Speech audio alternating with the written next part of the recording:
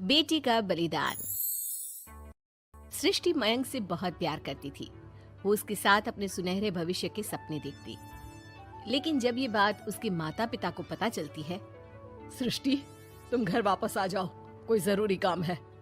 पर माँ, कल मेरा ऑफिस है, मुझे छुट्टियों के लिए अप्लाई करना होगा। नहीं नहीं, इतना वक्त नहीं है, बस तुम आ जाओ जल्दी से।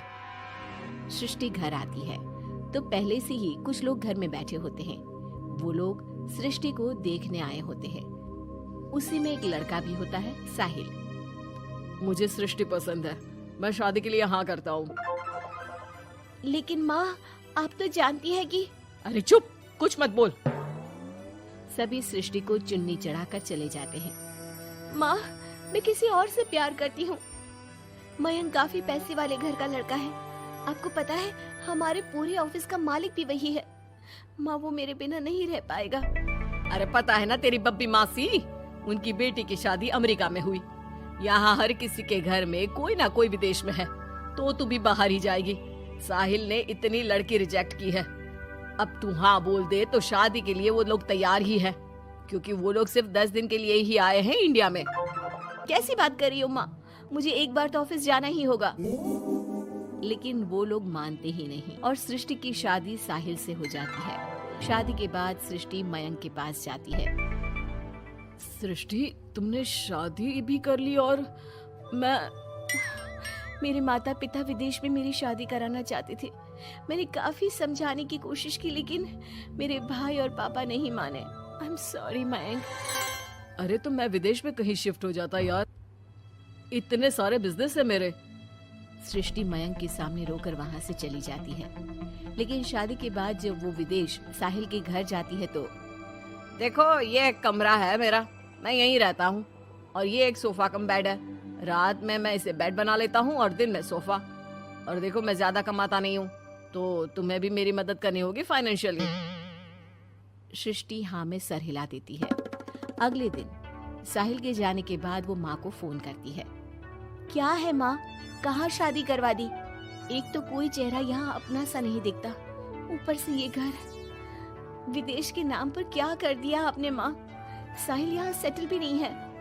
मयंक के तो कितने बिजनेस थे, आलीशान बंगला, नौकर चाकर। यहाँ तो मैं खुद नौकर बनकर रह गई हूँ। ये क्या किया माँ आपने? अरे क्या बताऊं बेटी, तेरे पिता ने जो कहा मैंने वही किया। अब जो कुछ भी है वो तेरी किस्मत है भाई, जैसी भी है। वहीं सृष्टि का भाई सारंग एक लड़की से प्यार करता है। माँ, मैंने शादी कर ली है निशा से। क्या? शादी कर ली? और वो भी निशा से? और उसके माँ बाप तो नहीं मान रहे थे ना? भाग्य की है माँ, अब वो अपने घर में और मैं अपने घर में। और कैसी बात कर रहा है? उसके पिता तो बड़े कमिश्नर है, उठाकर जेल में डाल देंगे तुझे। तभी तो किया है पापा। और ऐसे कैसे डाल देंगे जेल में? लड़की उनकी भी बालिग है। अरे पर बेटा, वो लड़की ठीक नहीं है। देखो, किसी लड़के के बारे में ये बात मत बोलो। तुम्हारा लड़का ठीक है क्या? काश मैंने सृष्टि की शादी भी उसकी पसंद से की होती, तो आज मुझे इतना रोना तो ना आता। अरे माँ, तुम उसकी बात पर मत आया करो ना। विदेश में है, जहाँ लोग जाने के लिए मरते हैं। हाँ, लेकिन छोड़ो और ये बताओ कि बहू को घर कैसे लाया जाए? सभी मिलजुल कर फैसला करते हैं कि वो लोग सारंग की बीवी यानी कि अपनी बहू के घर जाएंगे।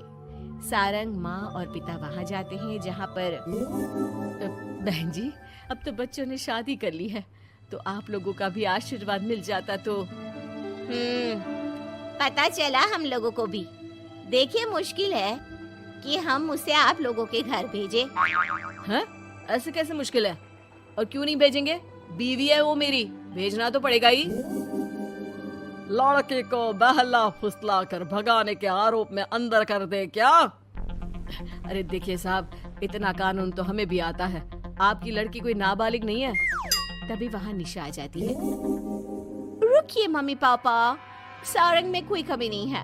हम लोग इसे कोई बिजनेस खुलवा देंगे ना। देखो, एक बात बता देती हूँ, मुझे तुम्हारे घर नहीं जाना। अरे ऐसी कैसी बात कर रही हो? हम लोगों ने शादी की है, पति पत्नी है हम दोनों, और क्यों नहीं जाना? तो फिर शादी क्यों की? शादी इसलिए की क्योंकि तुम मुझे अच्छे लगे, लेकिन इतना बड़ा घर शान और शौकत छोड़कर तुम्हारे साथ आने के लिए मैं रेडी नहीं हूँ।